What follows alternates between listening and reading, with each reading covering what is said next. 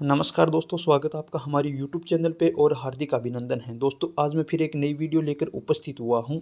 दोस्तों आज की जो हमारी वीडियो है वह वीडियो माता गंगा से जुड़ी है। आज हम जानेंगे कि गंगा मैया किसकी पुत्री थी और किसकी पत्नी थी और कैसे गंगा मैया की उत्पत्ति हुई थी। तो यह पूरी जानकारी आज इस वीडियो में मैं आपको बताऊँगा। तो चलिए दोस्तों, ज़्यादा समय नहीं लेते हुए वीडियो शुरू करते हैं। दोस्तों आज की वीडियो है कि गंगा क्या है, नदी है या देवी। सचमुच गंगा के बारे में जानना जरूरी है। अगर गंगा मैया नदी है तो फिर देवी कैसे हुई और देवी है तो फिर नदी कैसे हुई। दोस्तों भारत में प्रत्येक नदी को देवी तुल्य माना गया है, क्योंकि उसी से संपूर्ण भारत में अन्न व जल उत्पन्न होता है। वही है जो मानव जीवन को संभाले हुए है। दोस्तों ये तो सब जानते हैं कि गंगा एक नदी है। निश्चित ही तब ऐसे में किसी नदी का नामकरण किसी देवी पर ही रखा जाएगा। गंगा के बारे में हमें कई कहानियां मिलती है, तो चलिए इन्हीं में से कुछ को जानते हैं। दोस्तों गंगा की उत्पत्ति कैसे हुई और कब हुई।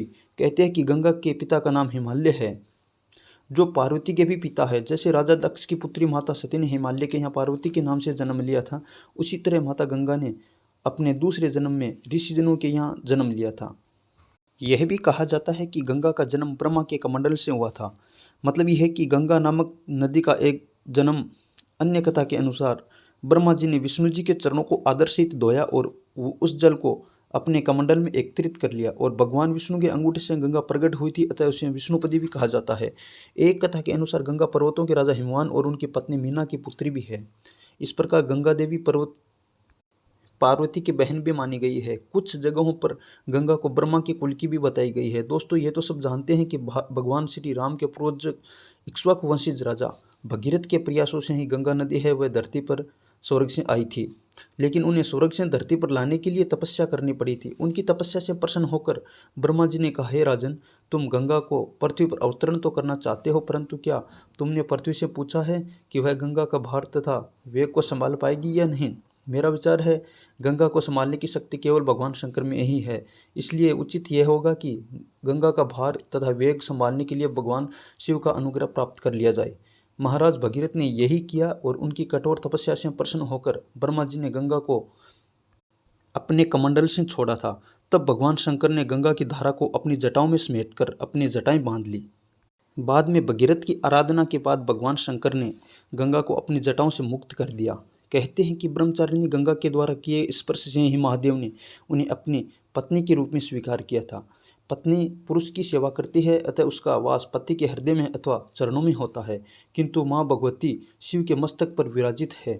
भगवान विष्णु के अंगूठे से गंगा प्रकट हुई, अतः उसे विष्णुपदी भी कहा जाता है। भगवान विष्णु के प्रसाद रूप में शिव ने देवी गंगा को पहले पत्नी के रूप में स्वीकार किया। कहते हैं कि शंकर और पार्वती के पुत्र कार्तिकेय का गर्भ भी गंगा ने ही धारण किया था। गंगा के पिता भी हिमवान हैं, अतः वह पार्वती की बहन भी मानी गई है। स्कंद पुराण के अनुसार गंगा कार्तिकेय मुर्गुन की सौतेली माता है। कार्तिकेय वास्तव में शंकर और पार्वती के एक पुत्र हैं। पार्वती ने अपनी शारीरिक मेल से गणेश जी की छवि का निर्माण किया, लेकिन गंगा के जल में डूबने के बाद गणेश जी जीवित हो गए। इसलिए गणेश जी की दो माताएं कही जाती है, पार्वती और गंगा। ब्रह्मवैवर्त पुराण के अनुसार विष्णु जी की 3 पत्नियां थीं, जिनकी आपस में बनती नहीं थी। इसलिए भगवान विष्णु ने केवल लक्ष्मी को ही अपने साथ रखा और गंगा को शिव जी के पास और सरस्वती को ब्रह्मा जी के पास भेज दिया। दोस्तों मैं गंगा की अगली कहानी आपको बताता हूँ। पूर्व जन्म में राजा प्रतीप महाविष थे। ब्रह्मा जी की सेवा में वो उपस्थित थे। उस वक्त गंगा भी वहाँ पर उपस्थित थी। राजा महाविष गंगा पर मोहित होकर उसे एकटक देखने लगी।